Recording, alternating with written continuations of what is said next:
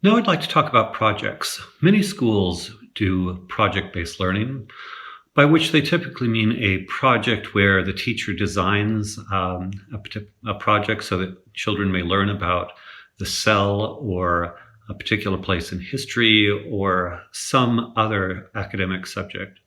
That's good. We do some of that. Nothing wrong with that at all. But we also focus on projects as a path to real world achievement. In particular, our goal is for every young person at the age of 18 to be doing adult level professional work or better in their chosen domain. It sounds challenging, and if you start as a junior or senior, it often is impossible.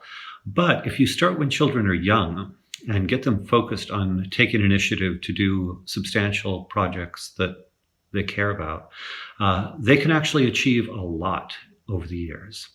So to give you a concrete sense for how this works, in novice program, they're doing very small projects based on their interest and initiative. In middle school, these become somewhat more substantial. Give you some concrete examples. We have a student who loves skiing, who learned to wax, sharpen, and repair skis and sent us videos about what he was doing. Have a student who loves cooking and is sending us videos on how he's learning to cook fancy French sauces for a 5-course meal for his dad on his birthday. We have a young woman who loves James Bond and created an exploding briefcase. No actual explosives, but vinegar and baking soda, so it makes a little mess when you open it up, and really fun, cool things. But by the time they get to be 18, we have a much higher expectation. And so over the years, we coach them to do longer, deeper, more significant projects. We use it as a guide star for this coaching, our purpose diagram, sometimes known as the Ikigai diagram, the intersection of what do you love, what are you good at, what does the world need, and what can you get paid for? That what can you get paid for piece is really important, and especially as they get to be juniors and seniors, sometimes sophomores, they begin to realize why, wow, it would be really cool to get paid for what I do. But we get that going in their mind much earlier. So I'll give you some examples. I've been doing this for about 10 years now.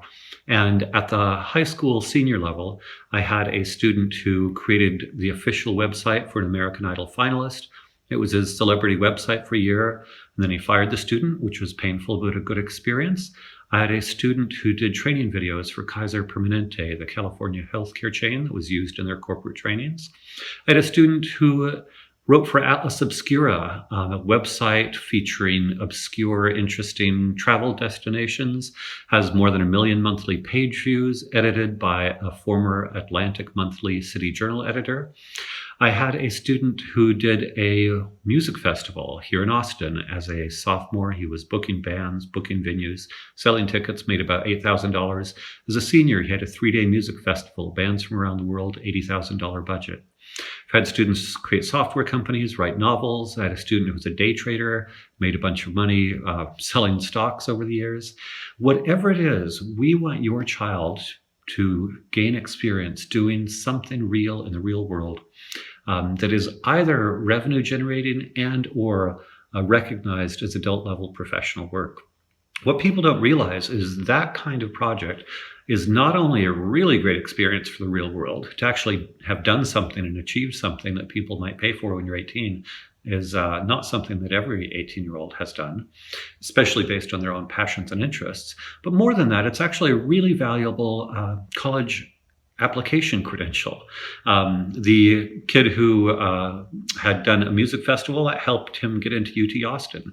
The kid who had written for Atlas Obscura, that helped him get into Bard College, and so forth and so on. Colleges are impressed by substantial real-world achievements.